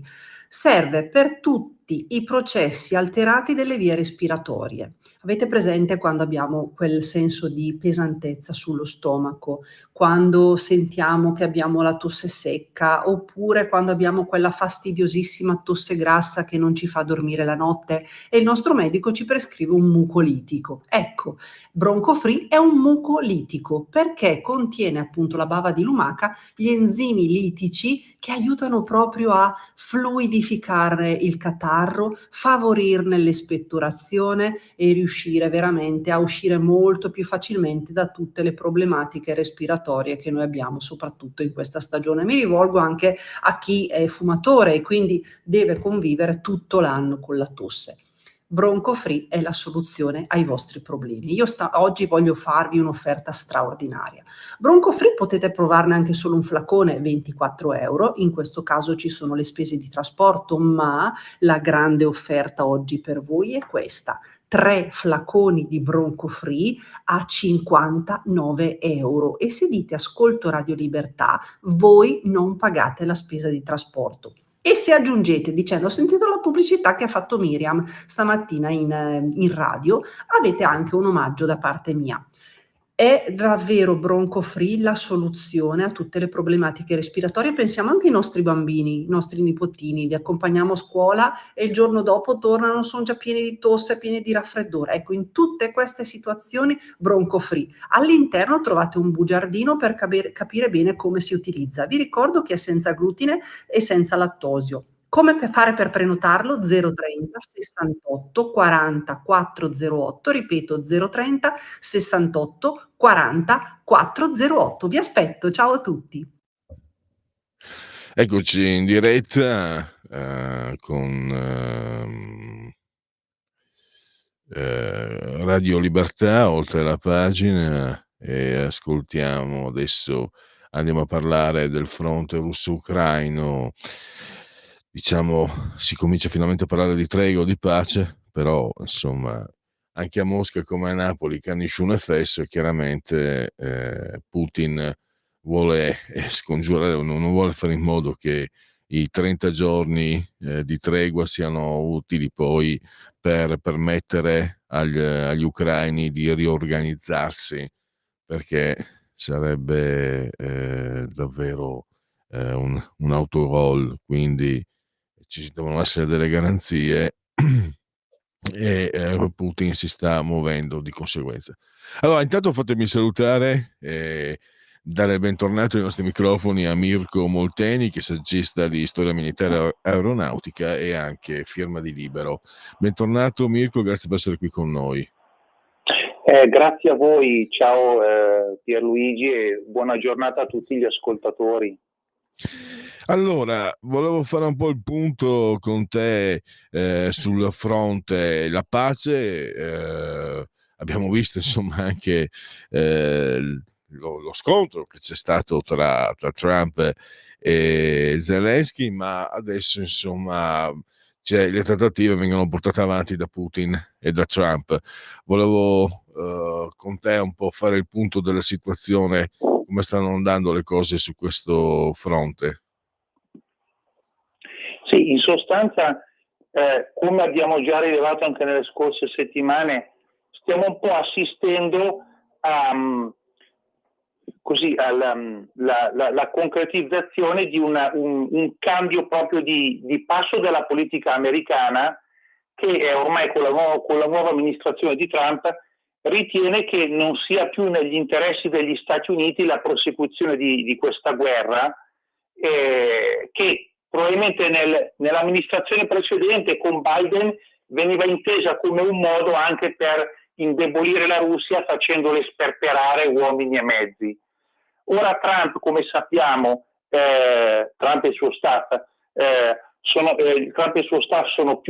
molto più preoccupati dalla Cina, che individuano come il vero nemico, e quindi tentano, e probabilmente potrebbero riuscirci, di venire a patti con la Russia per stabilire un modus vivendi in Europa. Ora, martedì, cioè domani, dovrebbe avvenire questa telefonata fra Trump e Putin, preannunciata inizialmente da Trump la scorsa notte e poi confermata oggi dal Cremlino. Nel frattempo l'Ucraina che comunque quasi sicuramente perderà il 20% del suo territorio, perché di fatto è questo il verdetto del campo di battaglia, perché 3 anni di guerra, i russi non potrebbero certamente accettare l'idea di una pace, diciamo, cosiddetta giusta, tale per cui dovessero ritirarsi fino ai confini del 2022 o peggio ancora quelli del 2014, quando non avevano ancora occupato la Crimea. E quindi dopo 3 anni di guerra in cui comunque hanno combattuto perdendo anche essi migliaia di uomini e occupato dei territori che l'Ucraina non può più recuperare con la forza, sicuramente non vi rinunceranno. E che gli Stati Uniti siano d'accordo, in sostanza, lo ha fatto capire ieri il segretario di Stato Marco Rubio, che appunto ha dichiarato che comunque l'Ucraina dovrà per forza rinunciare a dei territori, altrimenti non se ne esce.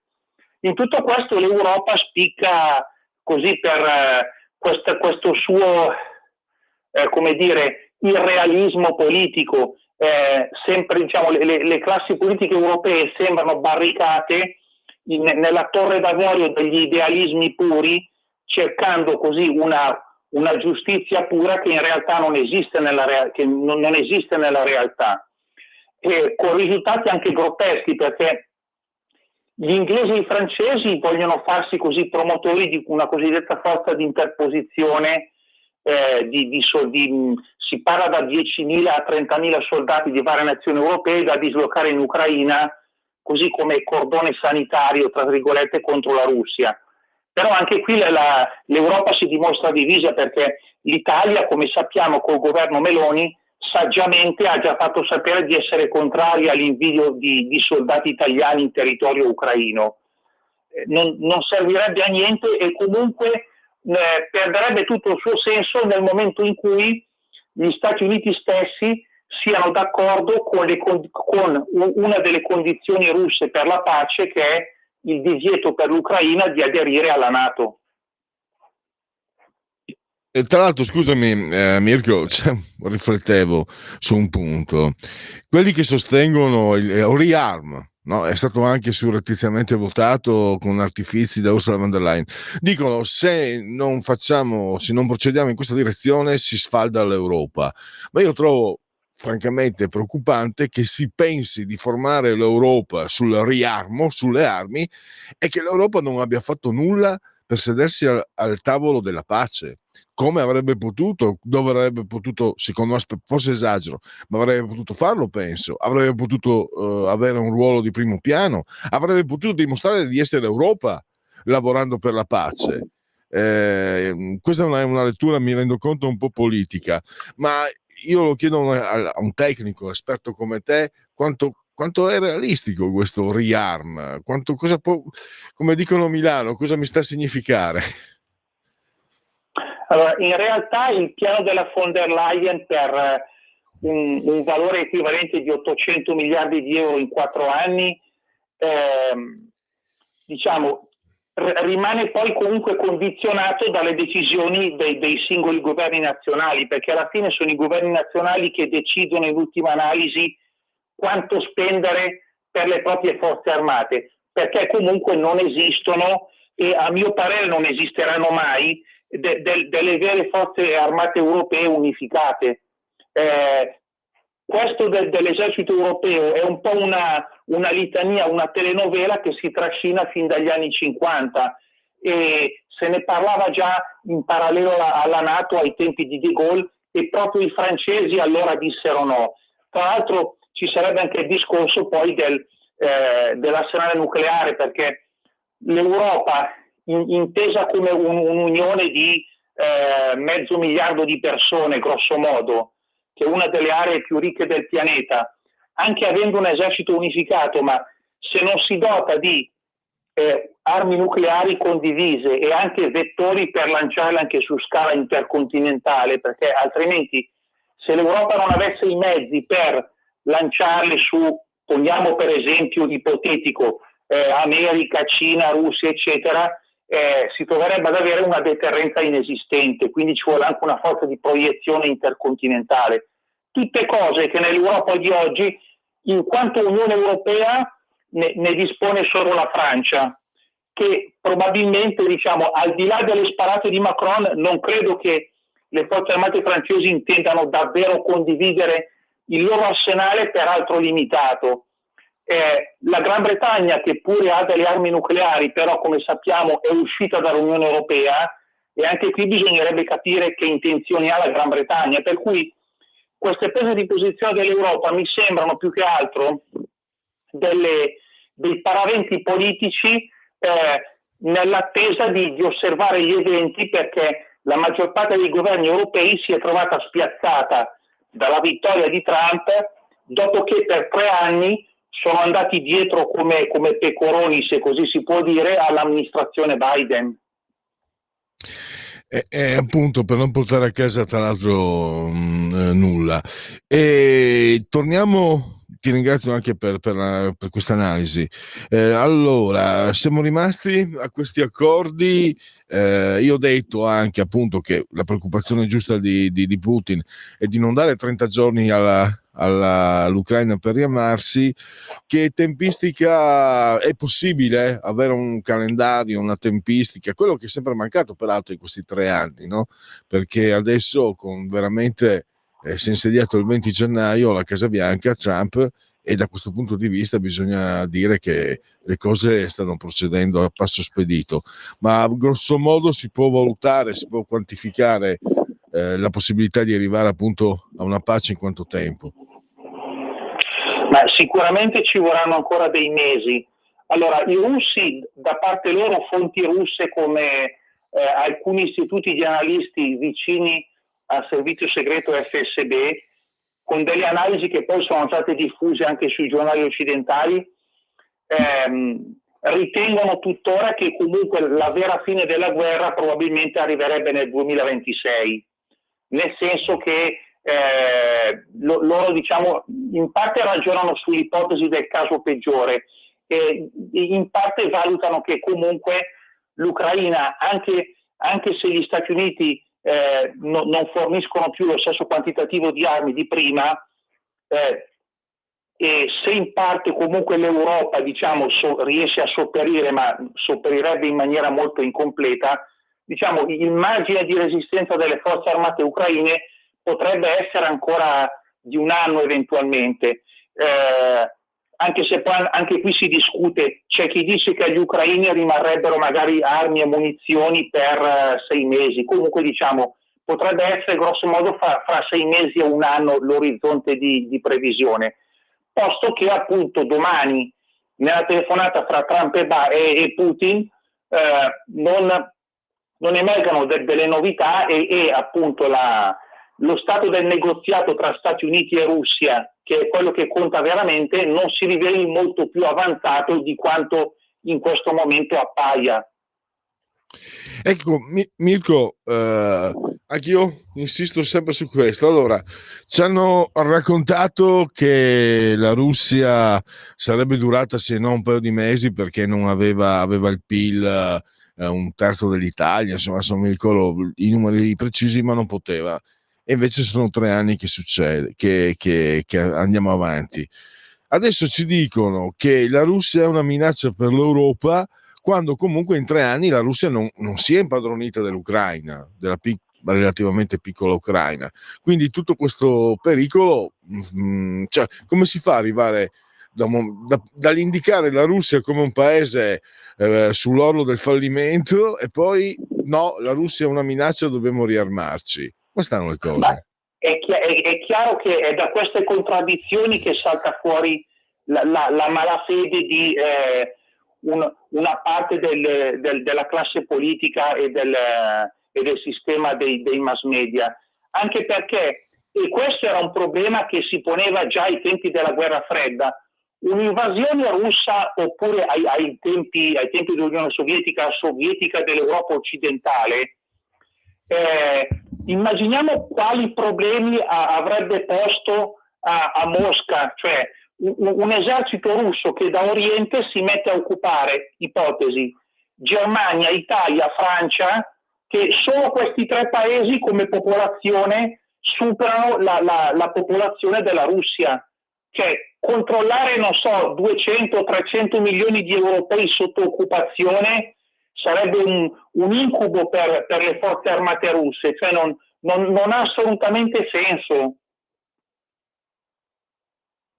Questo chi ha la bontà di seguirmi, e chiedo scusa se tedio le persone perché ci ritorno, ma che alla mia età, dopo che sono stato ragazzo giovane negli anni 70-80, sentire di nuovo parlare di guerra e sullo sfondo sapere che ci sono gli ordigni nucleari, e sentirne parlare anche con tanta leggerezza.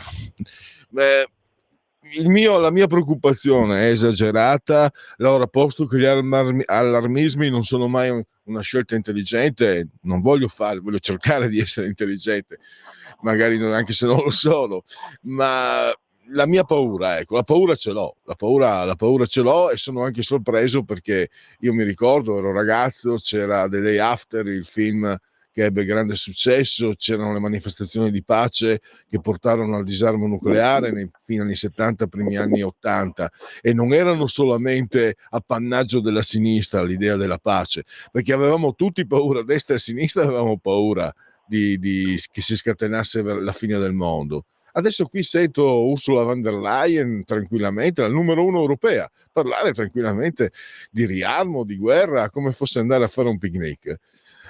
Aiutami a capire, Mirko. Certamente tu hai citato il film The Day After, che fece epoca negli anni '80. Io stesso lo vidi che ero ancora un bambino, e già lì, in alcune scene del film che ricordo, emergeva una contraddizione fra quello che uno si immaginava nella mente e invece la realtà. Perché nel film ricordo bene che si vedevano, era ambientato in una cittadina americana, a Kansas City, vicina alle basi dei missili intercontinentali americani, e si vedevano i cittadini che nella trama del film, dopo lo scoppio di incidenti militari tra Stati Uniti e Unione Sovietica, applaudivano quando vedevano i missili nucleari che partivano dalle praterie americane, dai pozzi di lancio sotterranei, e dicevano qualcosa, ecco, sì, finalmente gli diamo una lezione ai russi, eccetera, eccetera. Poi però, nell'entusiasmo infantile di vedere le scie dei propri missili che partivano dalla prateria, poi capivano che, accidenti, però adesso li abbiamo lanciati, fra 10 minuti, no, fra mezz'ora, fra 30 minuti arrivano i loro. E allora poi si vedevano tutte le scene di panico della gente che cercava rifugio nelle cantine, così, traffico nelle strade, autostrade bloccate, eccetera, panico generale, e poi infine mezz'ora, un'ora al massimo dopo il lancio dei missili americani arrivavano le testate nucleari sovietiche, e chiaramente diventava tutto un cumulo di macerie radioattive. Quindi bisogna sempre ricordare che cosa significa la tensione tra grandi potenze nucleari. Cioè oggi la dimensione della guerra può essere fattibile al limite a livello di certe spedizioni internazionali contro il terrorismo, eccetera. Abbiamo visto attualmente, anche negli ultimi mesi, anche in questi giorni, il discorso, per esempio, per fare un esempio, del tenere a bada i ribelli Houthi che dallo Yemen sparano missili e minacciano il traffico navale nel Mar Rosso, eccetera, ad esempio. Ma quando si parla delle maggiori potenze, Stati Uniti, Russia, Cina, poi ci sono anche le potenze nucleari minori, tra cui, lo ricordiamo, anche Israele, che non ha mai rivelato a quanto ammonti il suo arsenale, ma si parla da 80 a 400 testate. Quando si parla di potenze nucleari, invece, bisogna proprio andare cauti e lì la diplomazia deve sempre avere il primo posto. Anche perché, Mirko, confermami, e siamo alla chiusura, alla conclusione, io mi ricordo di aver letto uno studio del MIT, prima del Covid, l'ho trovato online, si parlava di 80-90, nel caso si scatenasse la guerra nucleare, la reazione russa, l'attacco della NATO, l'azione russa, eccetera, in questo caso i paesi europei, si parlava di 80-90 milioni in poche ore, cioè Italia e quasi Spagna sparite veramente in un battibaleno, e non credo siano valutazioni esagerate, ma tu sei, tu sei esperto, quindi chiedo a te conferme. No, anzi, forse parlare nel caso di uno scontro nucleare con un grosso numero di testate, forse anche parlare di 90 milioni di morti è anche ottimistico, nel senso che dobbiamo aggiungersi quelli intossicati dalle radiazioni che possono morire nell'arco di giorni o settimane o mesi, e poi anche banalmente un mucchio di gente che magari muore perché ha una gamba o un braccio rotto, ha un'emorragia e semplicemente non esistono più medici e ospedali, perché in un contesto di distruzione totale è chiaro che chi è medico, per modo di dire, magari vada prima alla sua famiglia, a casa sua, quindi ognuno deve cavarsela da solo, perché una distruzione totale non si può più, salta tutta la società, non ha più senso parlare di intervento dei medici, infermieri, pompieri, poliziotti, eccetera, eccetera. Si torna proprio al Medioevo, per così dire.